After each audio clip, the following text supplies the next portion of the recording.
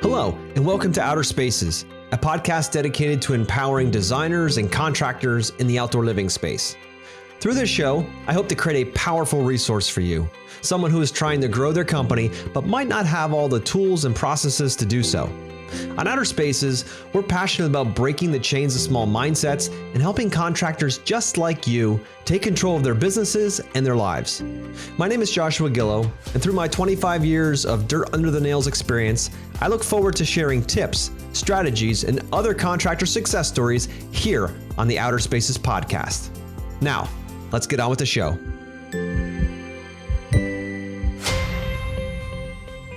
Hello, welcome back to the Outer Spaces podcast. My name is Joshua Gillow. I'm sponsored here by Yes Express. And today I have a guest on that you may or may not have heard of. And I had the opportunity to chat with him a little bit. And he's in the green marketing world where he helps people in our industry, hardscaping, landscapers, lawn guys, and beyond, how to market their companies and how to get more people to say yes to them. You know, that's what we're all about here at Yes Express, is helping our homeowners and our clients say yes to more things that we can do in order to make sure that we're getting paid what we're worth and that we're working with the clients we truly love. So, you know, Aiden here, he does that as well, but through the marketing side of things. And I wanted to bring him on to have him share some nuggets and some beautiful things that he's learned over his career. He's the founder and CEO of Green Marketing. He also has a Facebook group called Green Industry Gang. Aiden Silvers, how you doing? Good, my friend. I appreciate you having me on here. I'm looking to do my best to bring everyone some value that's listening. And just like Josh said, I am in the niche of the green industry, lawn, landscaping, outdoor living, etc.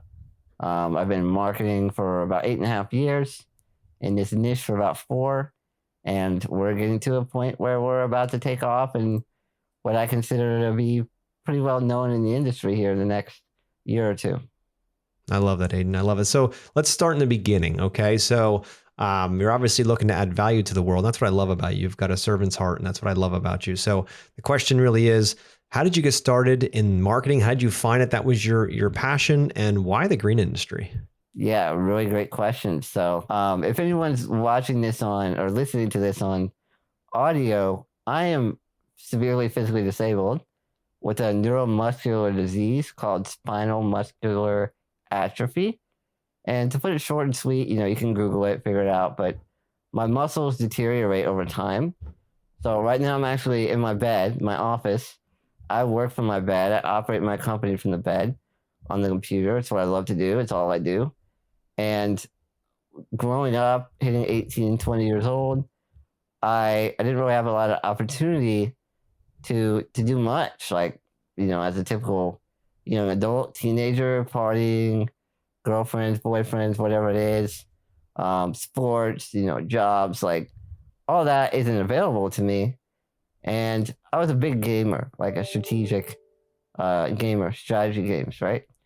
Competitiveness. And I learned a lot from those games about strategy and how to, even though I had a disadvantage, how to use my noggin, right, and overcome that. And even though I'm the underdog, still come out on top. And so strategy has always been something that is like, part of who I am. And then I also really enjoy having an impact on others. So I started doing things like coding websites, freelancing, helping businesses, and, helping them get their name out there a little bit. And I really quickly found out, like, what I enjoy isn't necessarily building a website or coding or doing SEO. It's having the impact. So, over the span of 8.5 years where we are today, I went through several motions of figuring out how I can do that with most of my time. And now I'm at, the head of an agency with a staff of 19 and sort of developed all these different blueprints for success with my strategic value, right? With a great team that can execute on all these different things. And so, I think where it started is just me being a driven person with not a whole lot of opportunity in the world. I was blessed to be able to find my passion early on of having an impact on other businesses and people. And I was also blessed in being able to find an outlet to do that through the digital world, right? So that's kind of Mhm. how I got into the field. As far as the niche, I did this for about 5 years, and it's tough to work for a doctor and a lawyer and a dog groomer and all these different businesses. You can't get into the nuances of the struggles, right? Mhm. And when I'm trying to make an impact, like I need to know your pain points so I can fix them. Mhm. So I'm like, okay, we're gonna niche down, and we tried several different niches. The landscaping realm opened up with open arms for me, and I think I fell in love with the industry because it's nothing but pure hustlers, right? Like even Yeah. the guys that might not be doing things the most professional or business way, they're still hustling, right? And for me as a Absolutely. marketer, like I need you to hustle to get the job done because I'm getting you leads, giving you attention, and if you're not fulfilling that, I'm just accelerating your downfall. So I Yeah. found a hustler's industry and fell in love with it. I love that. I love that, dude. And I love that that you found your passion, that you found that to be, like something to look forward to. And, most go through life without ever really discovering their passion. So do you remember the day you discovered your passion? Was it a time frame? Was it, how did you discover it? What kind of brought you to this understanding of what you were put on this earth for? Yeah, so you know that's a great, really loaded question. I want to separate a little bit. Finding my journey through that, I've always been an entrepreneur. Even as a kid, I ran lemonade stands, and my friends would make literally hundreds of dollars a day, like no joke. Hmm. And it would get to the point where we would have like $100 bills, and my friends would be like, "Oh man, I don't want to do this anymore in the hot sun. I go play video games." I'm like, "What? I was Hmm. making hundreds of dollars a day. Yeah, Like I exactly. want to do. I couldn't do it by myself, obviously, right?" Yeah. So I've always had the entrepreneurial tendencies to do my own business and make my own living.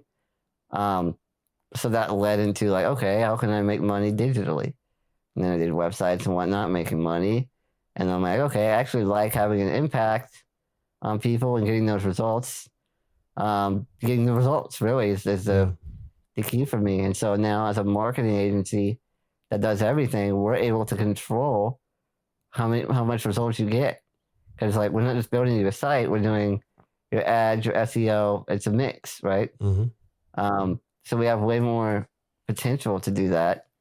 And then your other question of, finding what I was kind of destined to do, I've very recently, in the past couple of years, have figured that out. Hmm. And I really believe it in my core to be true that I was put on this earth to redefine the definition of adversity Hmm. and show people that it's a gateway into happiness and success, whatever that means to you, because it's different for everyone. And it's either, there's two different paths you can take, which is victimhood of adversity, or use it as a motivator and a driver and understand that the bad in life is only there so that you can appreciate the good, right? Love that. And so this is a massive ambition of mine Hmm. 10 years down the road where I want to create a movement and a new message of, hey, like I'm going through this adversity. That's a good thing because I want to come out on top. Yeah. And I truly believe that, especially in my own life experience.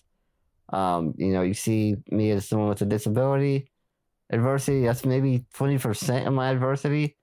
I grew up in a family that didn't believe in education, moved us out in the middle of the woods, and took me out of school in the fourth grade. Hmm. So I have no formal education whatsoever. I had no social life. Everything is self taught to me and self driven. But I had two choices of either woe is me, give up, or make something of myself, right? And I chose Yeah. to make something of myself.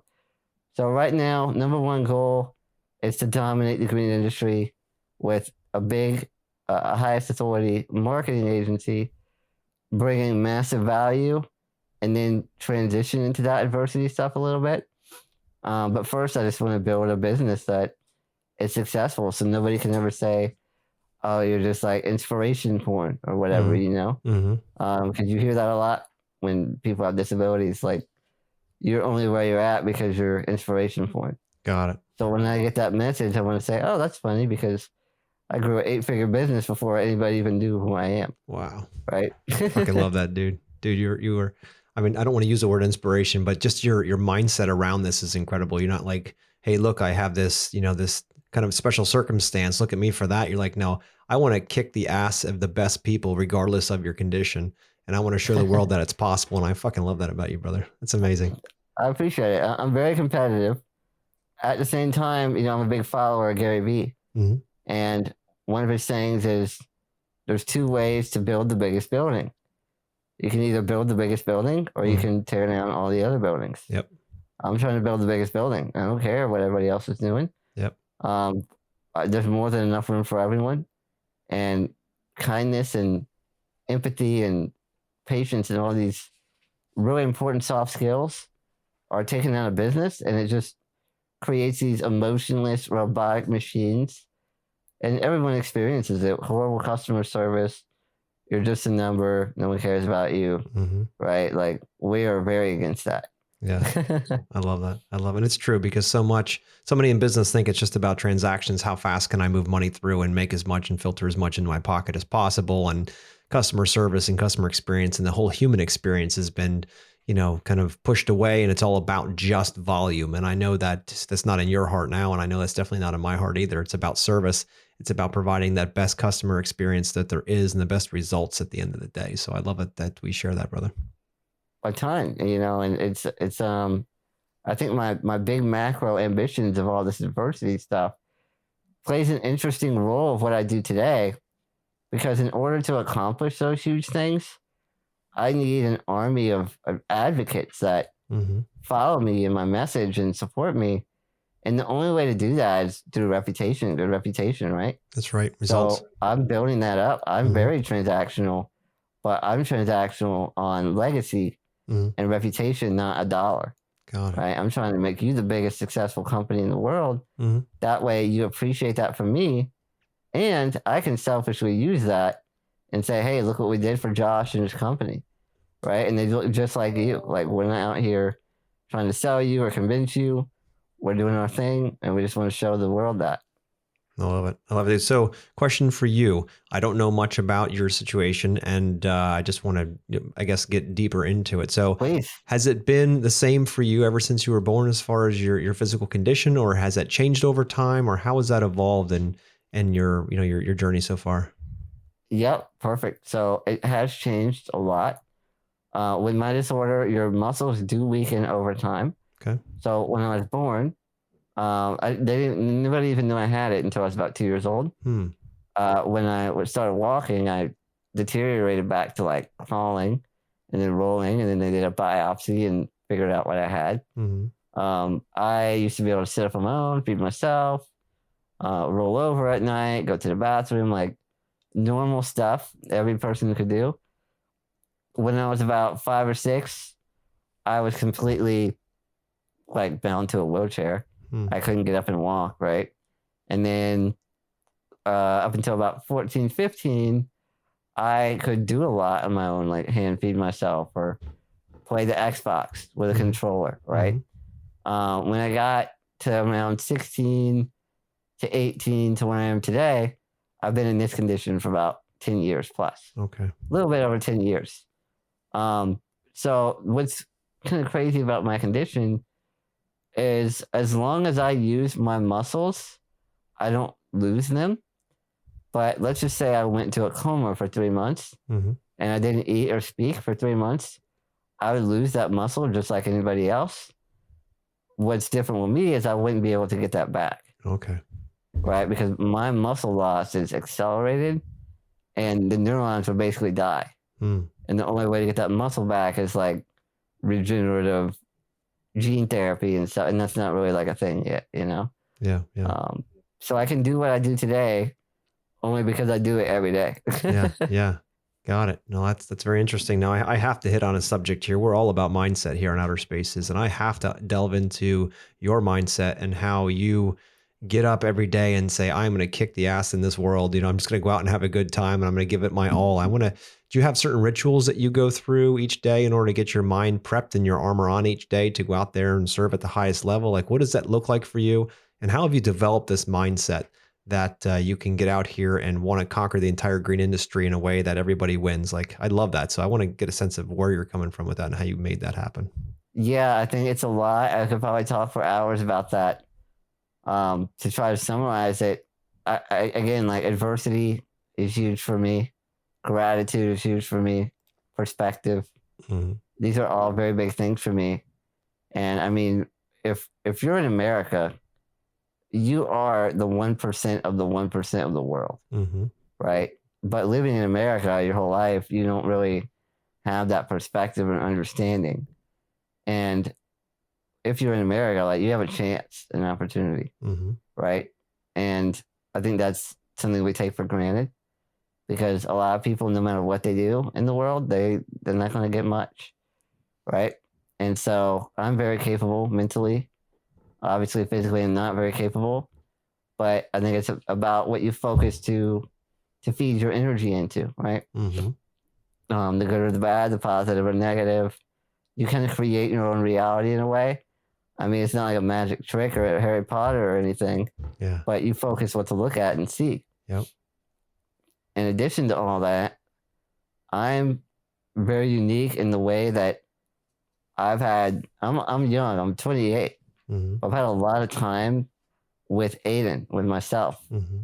right? Like I've never had a relationship with a woman, like close to me, nearby. Mm-hmm.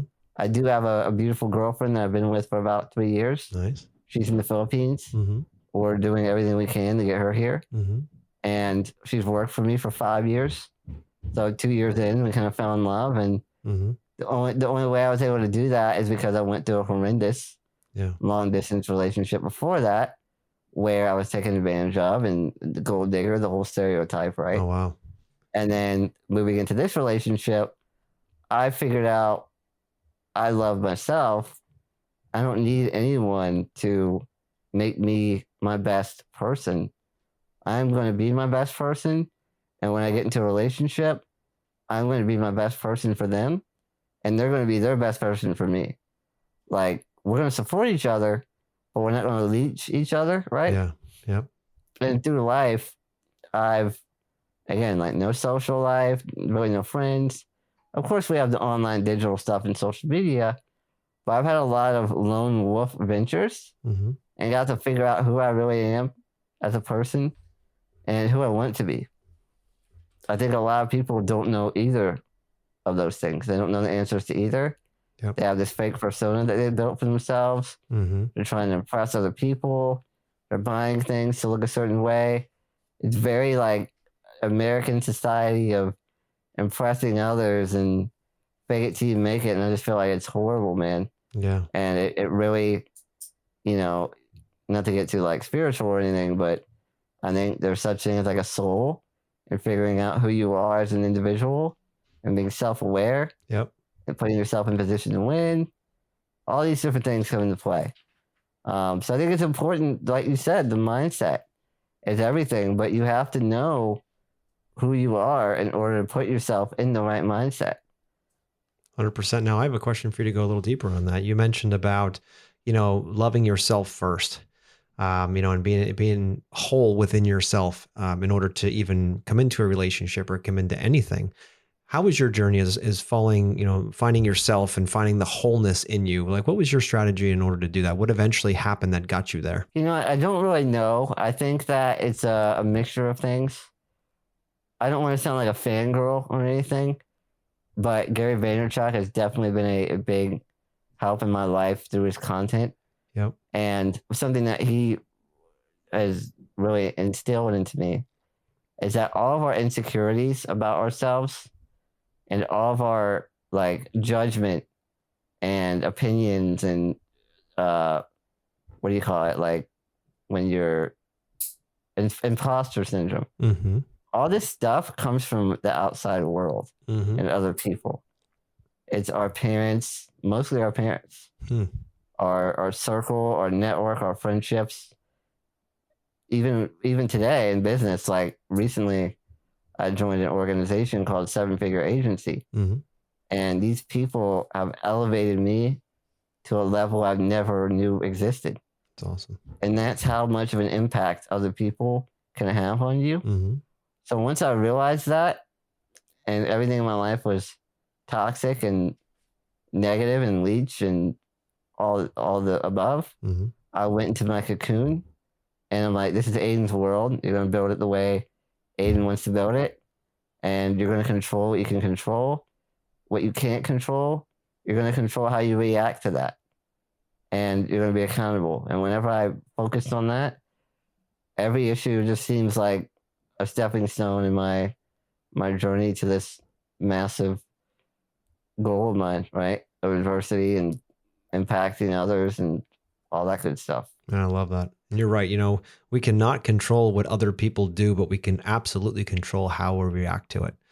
And so much of that comes from the filter that we have in place. What I mean by filter is a story we keep telling ourselves. If you're a victim, you're going to keep telling yourself victim stories. If you're a victor, you're going to tell yourself, very positive, affirming type answers to things. Like if a project goes bad and a client screws you out of money, you're either going to, be the victim, oh, it happened to me again, or you're going to be like, you know what, I learned something. I got to make sure I put a system or process in place so that never happens again, and use it as an empowering tool.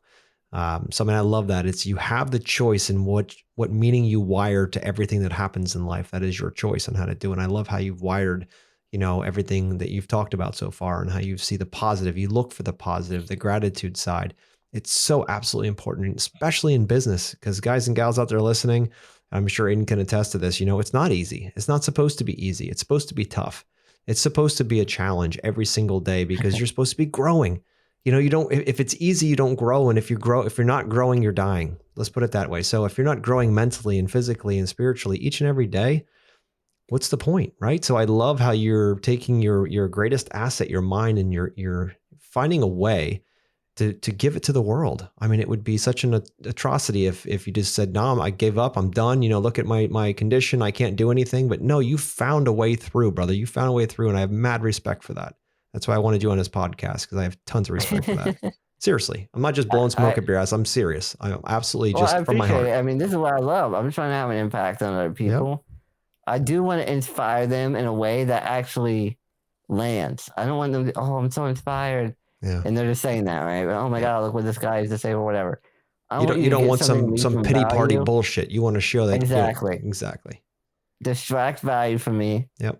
And implement it in your life for the better. That is everything to me. It's rewarding as hell. 100%. And to your point of growing in business and all this, I think comfort is the downfall to society, to civilization.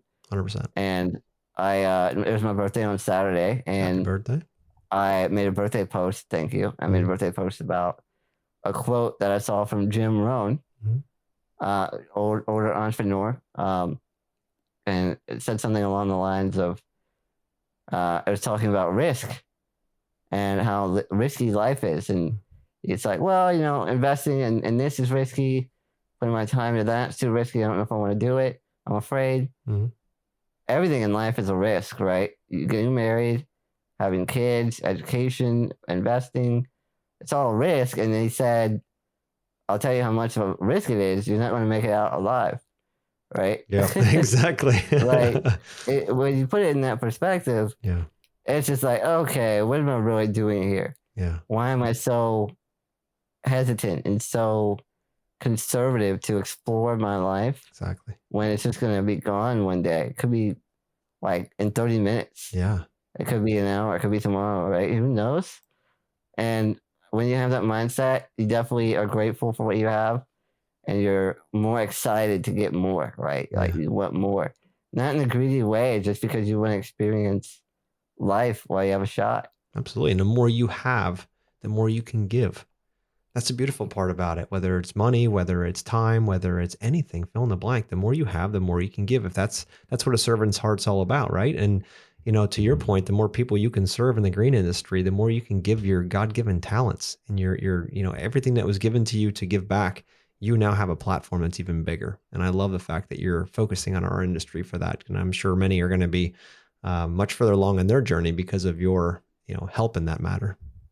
Yeah, dude, I appreciate it. I mean, again, having an impact really is what I'm after. And Yeah. when we take a business from, I don't know, 200,000 a year to 700 or whatever the goal is for the year, like that is good for the business, sure. But what it's really doing is putting food on their table for them and their family. It's creating jobs for other employees in their business, putting food on their table for them and it's a domino effect, right? Absolutely. And so the bigger I can make that domino effect, it's just incredibly rewarding for me. And it's like what motivates me to keep going. I'm a very selfless person. And I do, like you said, servant's heart, right? But I do understand in order to be selfless, I do have to be selfish in the way that I navigate my life. Because if you let others, I was just telling my team this today. They got a little mad at me a little bit, but it's okay. They'll get it eventually. Another Gary Vee quote, right? Big surprise, but I would rather die on my own sword than someone else's. Yep. And what that means is I would rather make the dumbest decision in my own way and fail on it than take someone else's decision that I have no context, I don't agree with, and win. Yep. Because even though I've won, I'm not getting anything out of that. Any experience, I'm not learning anything. It's not my decision. It's someone else's sword, right? Yeah. And also that creates resentment for me and regret because I failed. If it does fail and it's their decision that persuaded me, I failed based off of what somebody else thought. And if I would have just went with my decision, who would have known how it would have turned out? Yeah. And so the point is, go with your gut. Nobody else has to live your life but you, right? And people need to understand, like, it's okay to be selfish and do things your own way. Yeah. As long as your intent is to be kind and give back and empathetic. And I'm not even telling you to donate $1 million to charity or whatever, but spread the positivity, right? However you can do that in your own way is the way. That's amazing. I love that. Now, you mentioned earlier about the lone wolf adventures in order to kind of find more into yourself and find more introspection. Could you take us on a little bit of a journey of that lone wolf adventures, the things you've done in order to find the you and fulfillment inside of you? Yeah, I think it's more of the things that I haven't done. Okay. A lot of days just like this where you see me in my bed on the computer working. And when I say working, I'm not talking about like scrolling on social media, like actually working for 8.5 years. I don't get up and go for a walk or get up and go feed the dog or anything. Like I'm here, I'm working. And again, like parents really weren't a good role model for me. No friends, no outside voices that helped me much. And so the only voice that helped me was my own voice. Okay.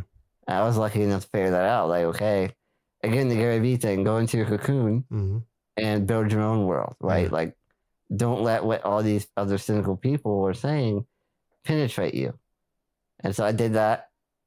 And that's a lot of conversation with yourself in your own head over the days and days, over 8 years' time, about figuring out what triggers you, what excites you.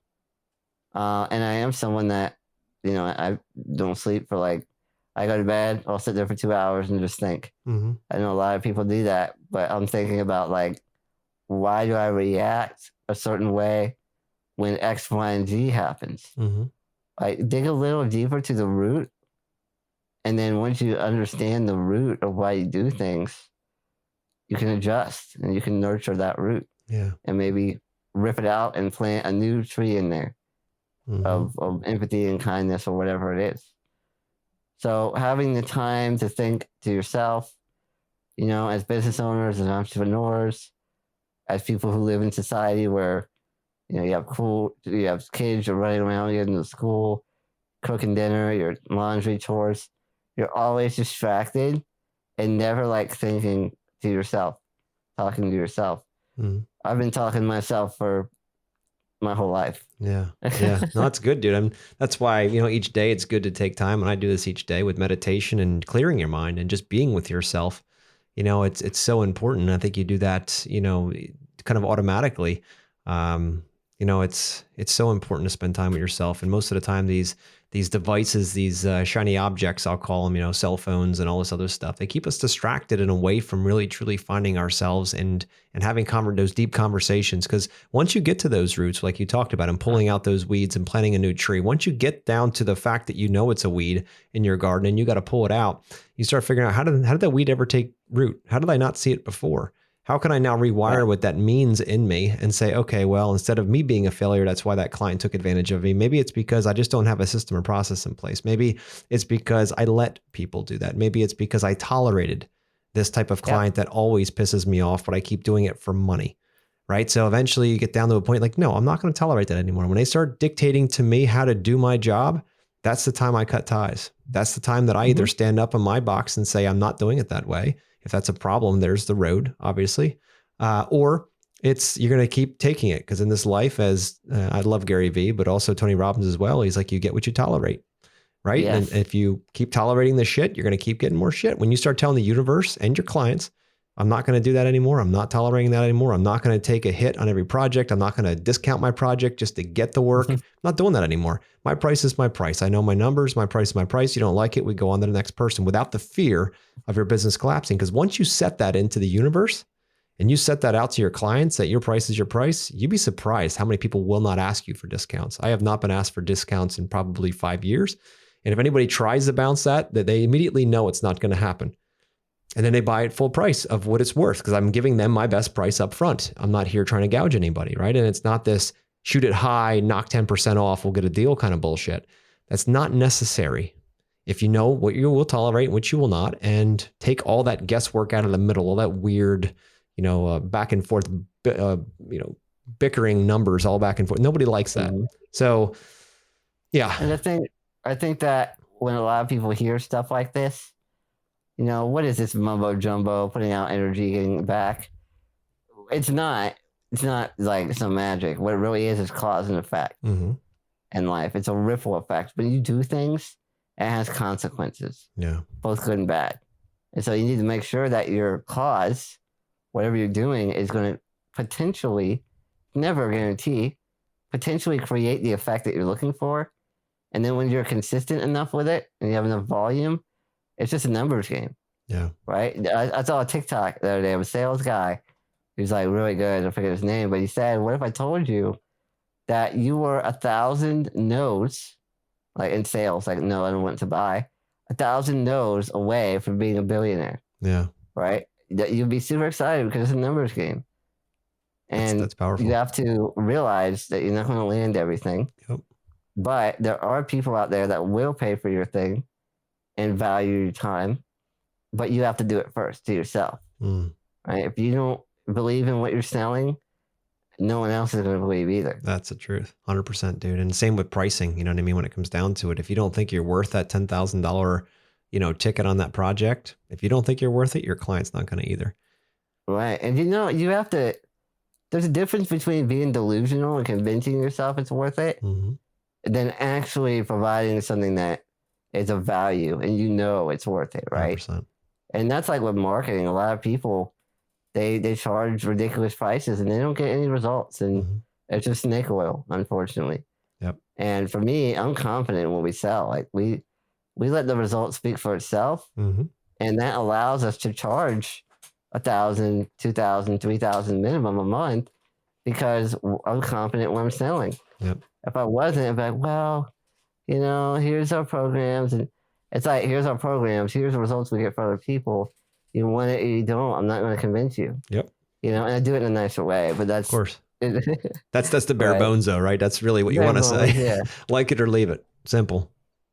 I love that. Absolutely. And I apologize because I wanted to get on here. I'm sure you wanted some marketing value and stuff like that. We're talking about like my life and kindness and patience and all this stuff. And so I hope people were able to get something out of this. Oh, I'm sure they will, dude. I mean, every time I have this conversation with people, especially yourself, I get something. So I assume the listeners get it as well. And if we really know the person we're talking to and having, listening in on the conversation, we have a much better idea of their authenticity and their true, delivery with their heart, their true servant nature. So, I mean, that's coming through loud and clear on my side here, brother. Thank you, my friend. I appreciate that. Absolutely. So authenticity is huge. Oh, absolutely, dude. I mean, most people try to stay in the line, when they're born, they're kind of, how kids are, right? The kids are always like, they make crazy noises, have weird sounds and smells. They don't care, they're just kids. And then all of a sudden they get into their late teens, early 20s, and they start trying to fit in with the world, right? They start trying to mold themselves to the rest of the world. I call it the hourglass, right? They start out up top wide and authentic, then they get constricted in the middle. And they start trying to fit in because that's what society has told them to do. And then toward the end of life, hopefully sooner rather than later, they start to say, I don't give a shit what people think. All I care about is being happy. And being happy means I need to be me. And they come back out of that shell. And ultimately, my goal is to have people go like a straight line down through as opposed to this, hourglass feel so that they can stay authentic from day one until the day they kick the bucket. I'm going to use that. I love that analogy. It's so true. Like, do you think Elon Musk cares, bro? Like what other people think? Not of a him? rat's ass. That's why he can change the world. And it's not that he's like egotistical or whatever. He just doesn't care. Like, why should you care? Yep. Nobody adds a single ounce of context in your life. Nope. Their judgments none of them are accurate. So why would you care about it? Exactly. If they're not on your journey, they haven't gone through what you've gone through. They have no insight, but they certainly do have an opinion.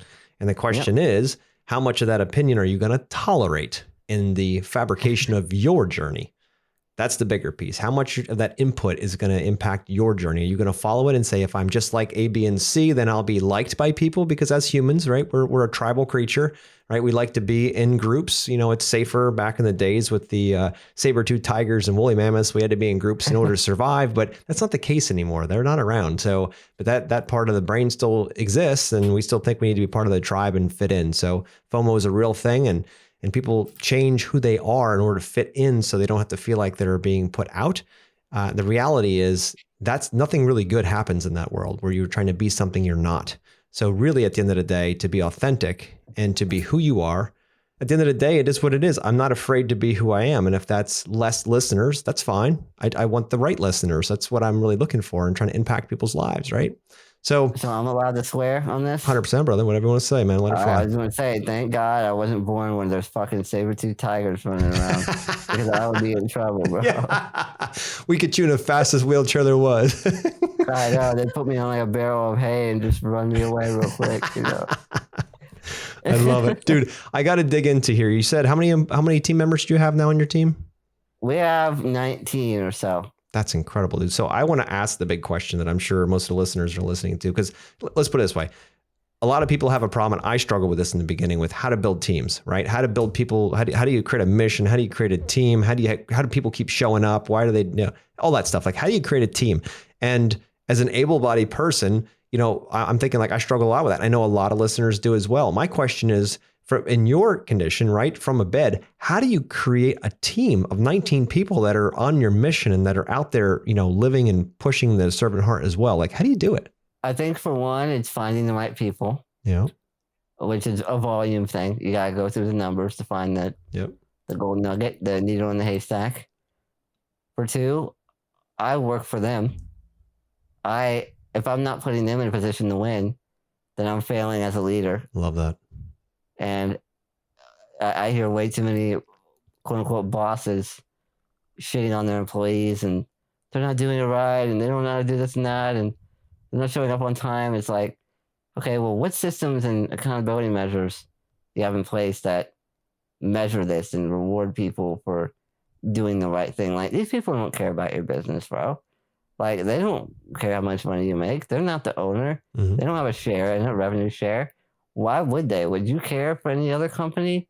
No, you wouldn't. So show them some empathy to their standards at the workplace, because understand that they would probably work for 10, 20 other people that shit on them too. Mm-hmm. So how are you going to treat them? Are you going to change that up a little bit and bring a new mindset to them on the topic of mindset, right? Mm-hmm. How do you shape your culture?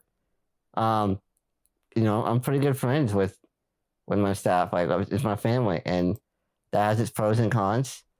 Way more pros than cons. Mm-hmm. And again, it's all about being a good leader, being accountable to allowing them to be in position to win, And when they fail, coach them through it and figure out why they're failing and do what you can to help them, right? Mm-hmm. And that doesn't mean like, oh, I love you, like it's gonna be okay.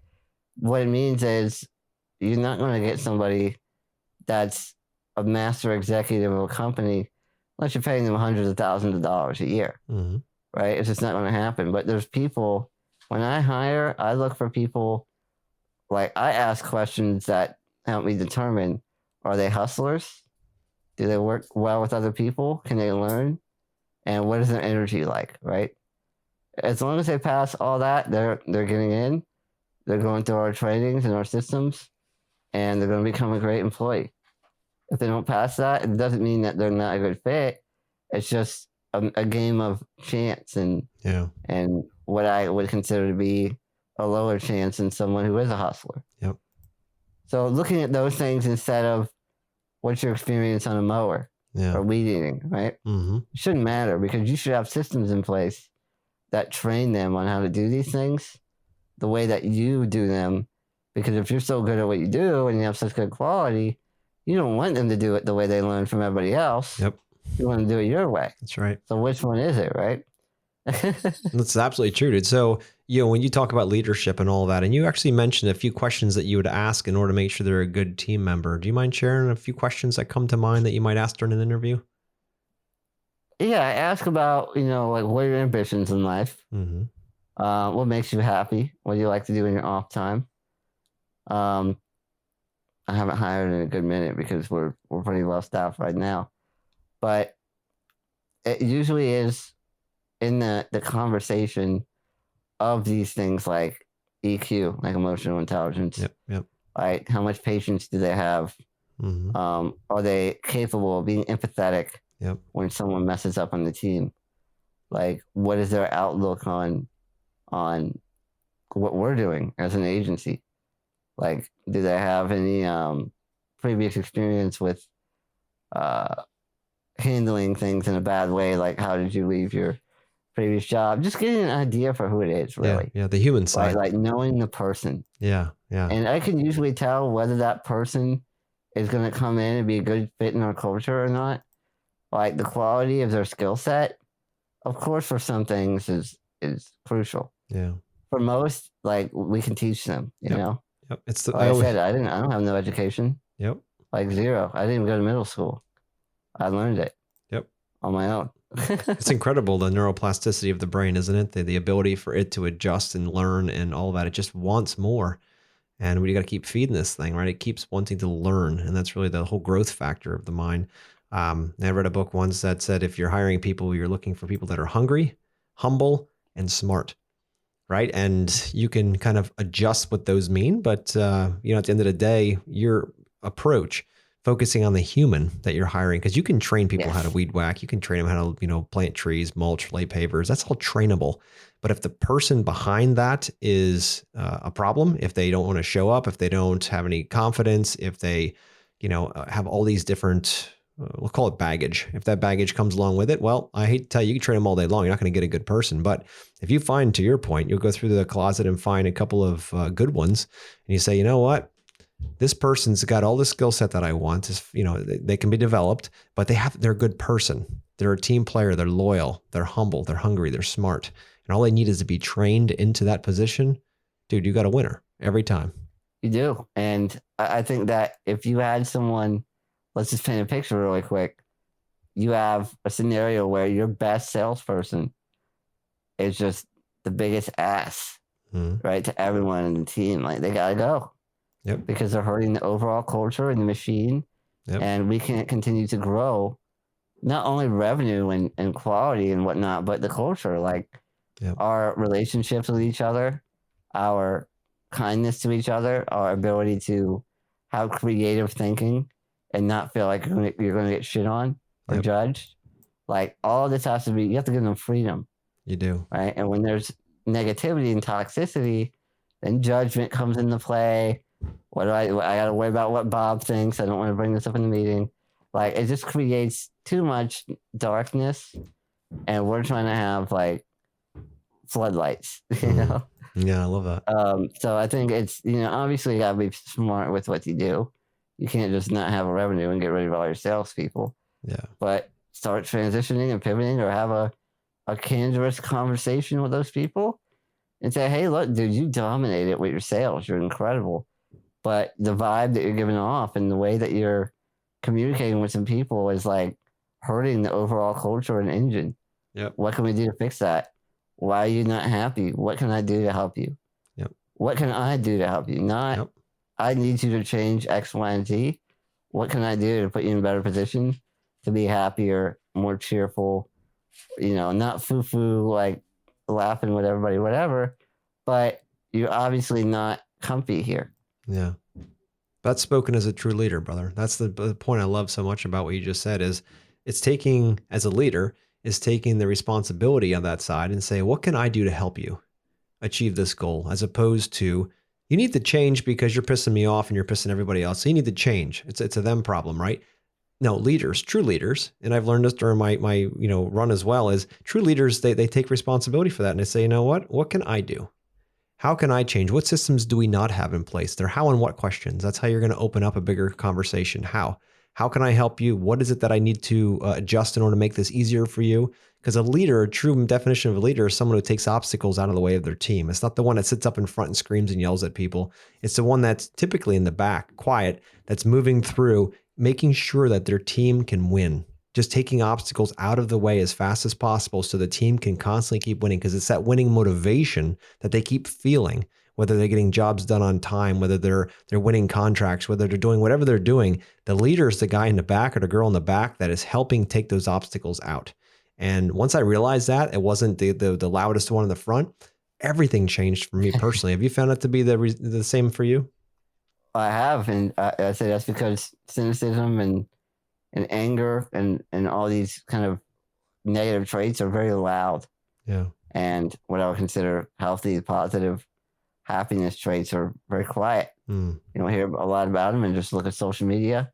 Yep. Right? You see the loudest things are usually bad, negative, upsetting things, and not a lot of people get the microphone when they're happy. Exactly. And too many bosses out there, not enough leaders. Yep. I love that, man. So our time's dwindling down here. I've absolutely loved our conversation today. You're obviously green marketing is your business. So I'd love to A, find out a little bit more about what you do, and B, see if you could drop maybe 3 nuggets, or if you have more nuggets that we could use, even if nobody would call you or anything like that. I'm sure they will. But if nobody called you, that they could implement right away that would help them on their marketing side. So let us know a little about what you do and what those 3 nuggets or so might be. Absolutely. So we're green marketing. We're a niche digital marketing agency for the green industry, lawn care, landscaping, outdoor living, etc. We offer comprehensive marketing solutions only. We don't do a la carte. We're not just going to build you a website. To put it bluntly, you don't know what you need to grow in the marketing realm. We do, and that's a mix of everything, because there is no magic seed that you're going to plant and blow up into James the Giant Peach. It's a mixture of all these different ingredients, nurturing, watering, all these different things, right, that make marketing work. So we offer these programs that have things like custom websites, social media, advertising, SEO, review building, you name it. It's everything in one. Our prices range from $1,000 a month to $2,500 a month, 3 different tiers. We have a 6-month commitment. So if you're going to get on board, you're going to commit, and you're going to be ready to start your journey with us. We have about a 92% retention rate, which means that everybody stays on month to month afterwards. Love that. As we want. We want you as a client for the rest of your business career, because we want to show your results to other people as you continue to get better and bigger, right? Some marketing tips. I think number 1 is to start. Yeah. A story that I'm going to use a story that my sales coach told me about. And this is just an analogy, because people do better with analogies. When you don't have any marketing, you're basically starving. You're relying on word of mouth, which is your neighbors bringing you food, right? You're just relying on that to happen, serendipity. And it happens. You get it all the time. You're alive still, but you couldn't open your refrigerator and pull out a steak and lobster if you wanted. right? You're relying on the serendipity of the world, Sally telling Ben about your landscaping or whatever. With marketing, you have a farm and you're planting, seeding, nurturing, harvesting these crops. So you're putting effort, it's a cause and effect. Putting effort into the farm, reaping the rewards, right? Bearing the fruit that's bared. A lot of people are doing no marketing. Whether you do a little, a medium size, or a lot, just do some so you have that consistency. So start marketing because it does take time. Just like a lawn care application treatment contract. It takes months and months and months to get the end result. Start marketing. The other thing I would recommend is this might sound biased. I truthfully believe you're not going to be able to get the results that you're looking for unless you hire an agency, because not a singular freelancer is going to be able to do all these things that you need at a high level unless they're just charging you basically a salary, right? And even then, how do you know they're doing it right? So find the highest authority in your niche, whether you're a landscaper or a roofer or whatever. Look for landscaping marketing agencies. Who's the number one or the top three? Talk to them, see who you can afford. And the reason you're doing this is because if they mess up, they have a reputation on the line and they're going to lose a lot, right? They have hundreds of clients. They're not desperate for you. What they don't want is to lose reputation in the niche. When you're niche based, your reputation means more because all your clients are other landscapers, right? So find the authority, find the agency, commit to them, know that it's going to take a while to work, start marketing ASAP. I mean, I think those are really crucial, and I could get into other details about do this for SEO and blah blah blah. It's a technical game that not a lot of people care about, right? So again, just find the authority that is held responsible, and make sure it's an agency. And if you can't commit to them, figure out what you need to do to make that work. I love that. That makes perfect sense. Now, I also want to bounce this idea that was through my mind when I just first started out 25 years ago. Is this? I'm just going to put money into marketing when I want work. Like, let's just say late winter into spring, I want to book up my calendar. So I'm going to put lots of money into marketing and say, I don't know, February, March, April, and then I'm going to slow it down a little bit because I'll have lots of work, and then maybe in the fall, I'll speed it up a little bit, and then I'll shut it off around the holidays because nobody buys in the holidays, and then we're going to turn it back on again. What are the pitfalls you see in that kind of a strategy? Yeah, I think I'm really hungry right now, so I'm gonna go outside and start planting my farm. Right? It just doesn't make sense. Yeah, exactly. You want an abundance at all times, whether you're full for the next year to whatever. You want an abundance because, for one, just basic logic of like, I would rather have more than enough than not enough, and there's more strategic things that come into play. Like maybe I have 200 lawn maintenance accounts, pays the overhead and whatever. Landscaping is way more profitable.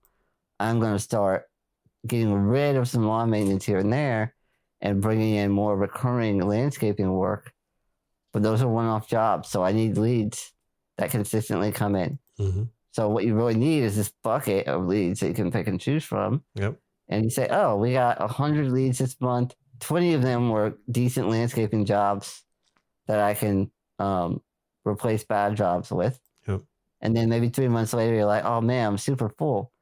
But I still got 50 leads this month, and 2 of them are 5-figure, 6-figure jobs. Don't tell me you're not going to figure out a way to do that. Yeah, exactly. Right? You're going to figure out a way. And if you're not, you're too comfortable and you're downtrending. Yep. So I think it's about the mindset of abundance and understanding you reap what you sow. Marketing doesn't work right away. Some things do. The bigger picture, the gold mine, the massive farm is the long-term stuff. So you need to start quick. And you need to understand that the word of mouth, people get this twisted when I say don't rely on word of mouth. Our company is scaled to where it is on word of mouth. Like, we do great work. Mm-hmm. Reputation is huge.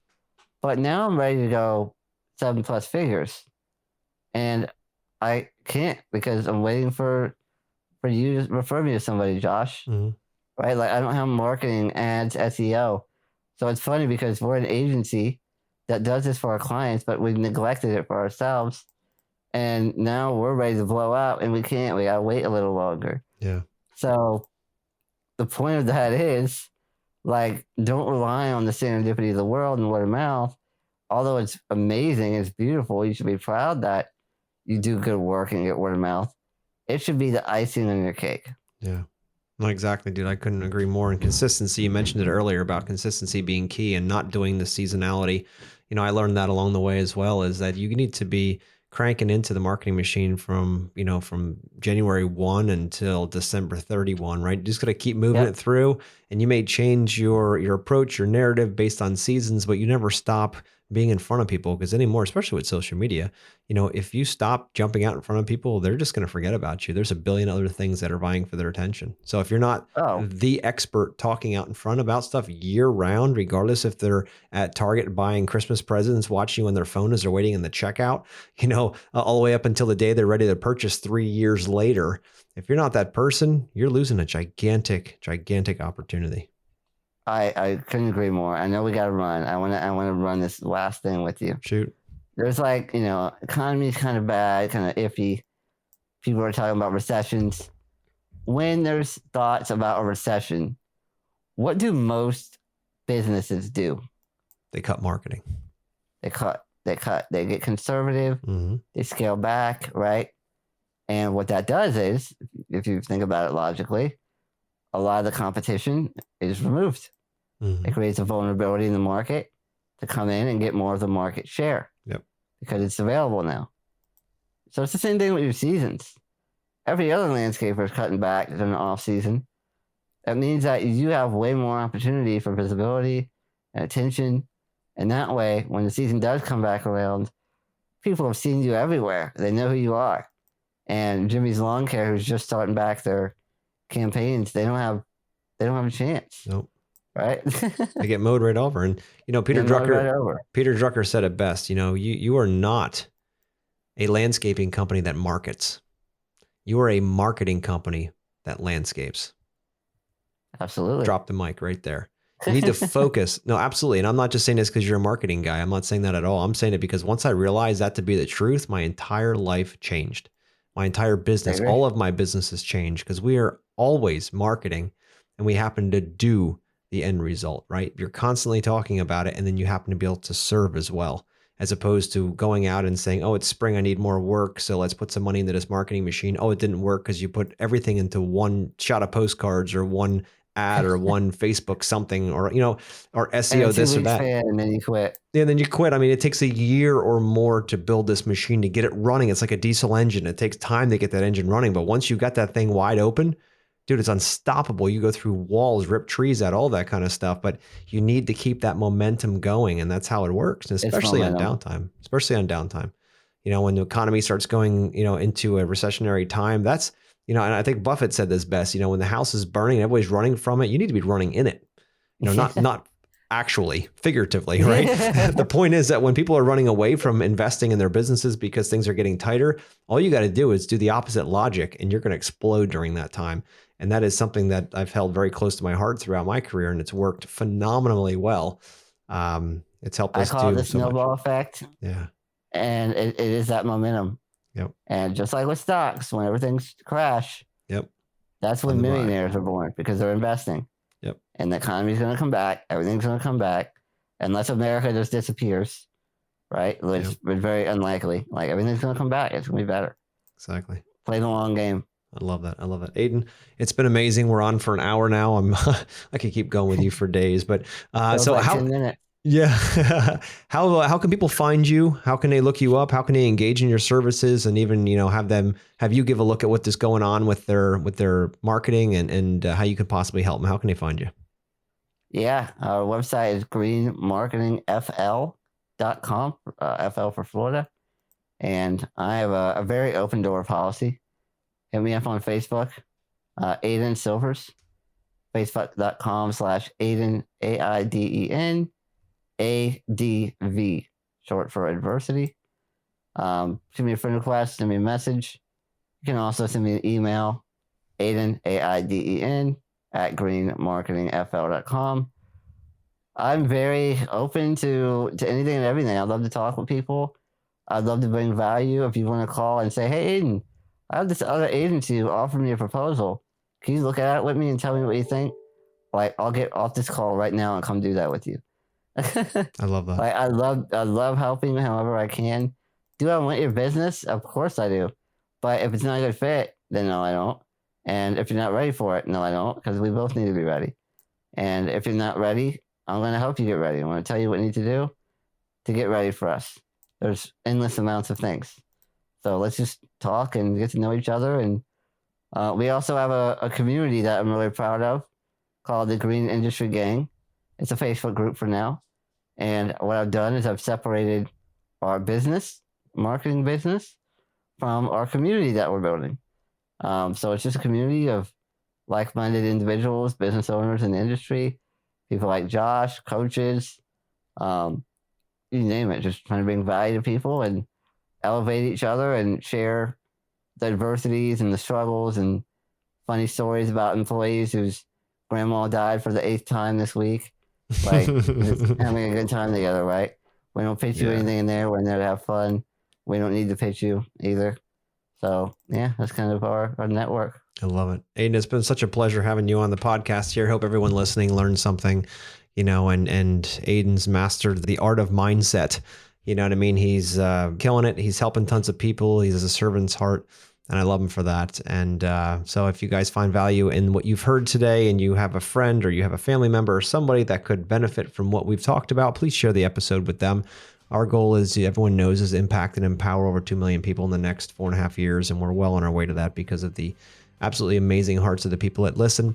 Also, if you found great value in this podcast, please leave us a review. The review helps this podcast get out to more people in our industry so they can listen to what we're talking about and also help, with the information that's provided here throughout the podcast itself. So, guys, without anything else that I want to add, I'll talk to you guys next week. Peace out.